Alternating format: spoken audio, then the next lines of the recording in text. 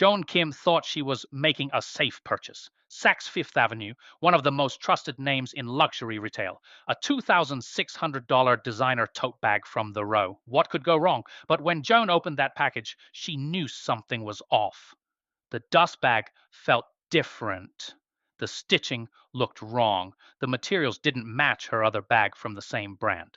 Joan had just become victim number 800,000 in the world's largest e-commerce fraud network. A Chinese operation that stole $75 million while hiding in plain sight for nearly a decade. Today, I'm taking you inside this criminal empire. You'll see how they operated 76,000 fake websites, fooled luxury retailers, and stayed invisible to million-dollar security systems. By the end of this video, you'll never look at online shopping the same way. The perfect victim. Let's start with Joan's story because it shows exactly how sophisticated this scam became. Joan wasn't some random shopper clicking on suspicious links. She was a content creator from Los Angeles who knew about fake products. She deliberately chose Saks Fifth Avenue because she trusted the brand. She went to their official website, saks.com. She saw the verified security certificates. She paid $2,600 for a black tote bag from The Row, the luxury brand founded by Mary Kate and Ashley Olsen. When the package arrived with official Saks packaging, Joan was excited until she started comparing it to the cream-colored version she already owned from the Rose Melrose store. The dust bag was a different color and fabric. The drawstring was thicker. The stitched logo looked off. When she opened the bag, the lining material was completely different. The shape changed when she wore it. Joan posted a TikTok about being scammed by Saks. That video got over 1 million views. But here's the thing, Saks didn't scam Joan. They were victims too. Joan wasn't alone. Tiffany Kim bought a fake Row bag from Sense in Canada. British shoppers found counterfeit Gucci and Saint Laurent items from flannels, all from legitimate retailers. But how did fake products end up at trusted stores? The answer reveals something much darker. Quick quiz. What made Joan suspicious of her purchase? A. The price was too low. B. The packaging looked fake. C. The bag details didn't match her authentic version. D. The website seemed suspicious. The empire behind the chaos. The trail led investigators to Fuzhou, China, specifically to a company called Fuzhou Zhongqing Network Technology Company Limited. This wasn't some back alley operation. Security research labs found actual employment contracts, salary payments through Chinese banks, professional organizational charts. This fraud network operated like a legitimate corporation. The numbers are staggering: 76,000 fake websites, over $75 million in stolen money, 800,000 victims across the globe. And they did this for 9 years without getting caught. They created websites in English, German, French, Spanish, Swedish, and Italian.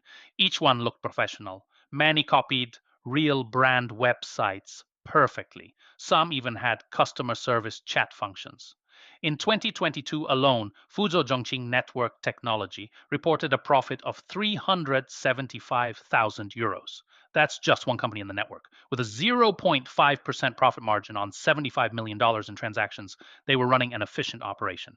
Think about this timeline. They started around 2015.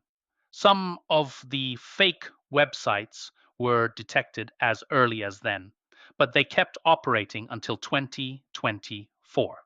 That's nearly a decade of successful fraud. Quick quiz. How long did this fraud network operate before being exposed? A. 3 years. B. 5 years. C. Nearly 10 years. D. 15 years. How they fooled the system. To understand how they stayed hidden so long, you need to know how traditional fraud detection works. Most security systems look for known patterns. They have databases of suspicious websites, IP addresses, and transaction behaviors. It's like having a bouncer who only recognizes faces from a photo book. But these fraudsters used advanced techniques. They replaced normal characters with similar looking ones. Instead of writing WeChat, they'd use characters that looked identical but weren't actually Chinese words. To humans, it looked normal. To computers, it was invisible. They also exploited changes in how retail works. Traditional stores used to buy inventory directly from brands.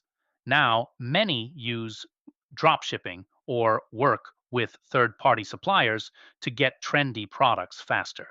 Here's one of their clever methods: return fraud. A customer buys an authentic item from a store. Then they return a fake version claiming it's the original product.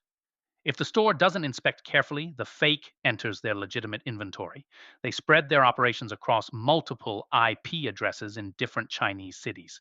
This made it harder for international law enforcement to coordinate investigations. While one site got shut down, dozens of others kept running. The financial impact shows how effective they were.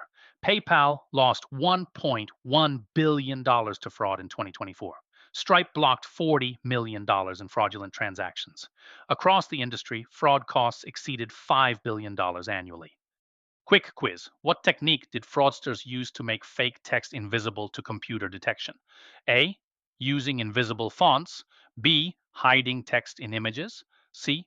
Substituting similar looking characters. D. Encrypting the text.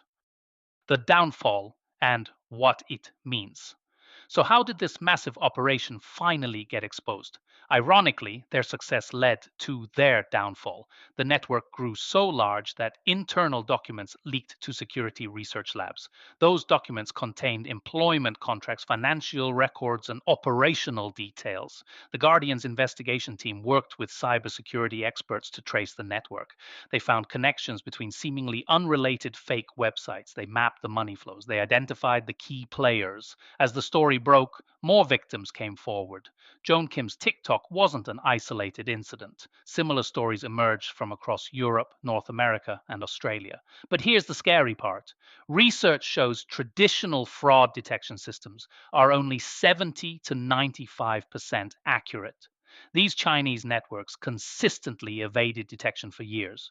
That suggests they were operating at sophistication levels beyond current defensive capabilities. We're now in an arms race between AI powered fraud and AI powered detection. The fraudsters are using machine learning to create better fakes. Security companies are using AI to catch them. It's a constant cycle of escalation. Current data shows 90% of US companies faced cyber fraud in 2024, up from 79% the previous year. The financial impact exceeded $5 million for nearly 60% of companies. And these numbers are growing. Quick quiz: what percentage of US companies face cyber fraud in 2024? A. 70%, B. 80%, C. 90%, D. 95%. The future of online shopping companies like Stripe are fighting back with sophisticated AI systems. Their radar fraud prevention processes over 1,000 parameters per transaction in under 100 milliseconds with 99.9% accuracy. Platforms like eBay and Vinted now offer authentication services for luxury items. They're trying to verify products before they reach customers. Governments are creating new regulations. China itself implemented strict network data security management regulations in 2025, requiring better oversight of technology companies. But individual vigilance remains critical. Check seller reviews carefully, compare prices across multiple sites. Be suspicious of deals that seem too good. When buying luxury items, consider purchasing directly from brand stores when possible. Joan Kim got her refund from Saks, but only after bringing the fake bag to their physical store. She now only shops for luxury items in person. That's not practical for everyone, but it shows how this fraud changed consumer behavior.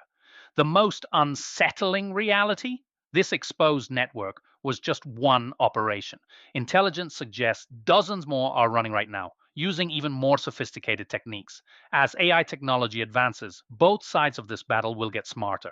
The question is whether legitimate businesses can stay ahead of criminal innovation.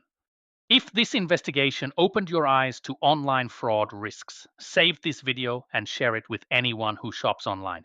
Your share could prevent someone from becoming victim number 800,001. Hit subscribe for more deep investigations into digital crime and consumer protection. I spend weeks researching these stories so you can shop and browse more safely. Drop a comment below. Have you ever suspected a purchase was fake?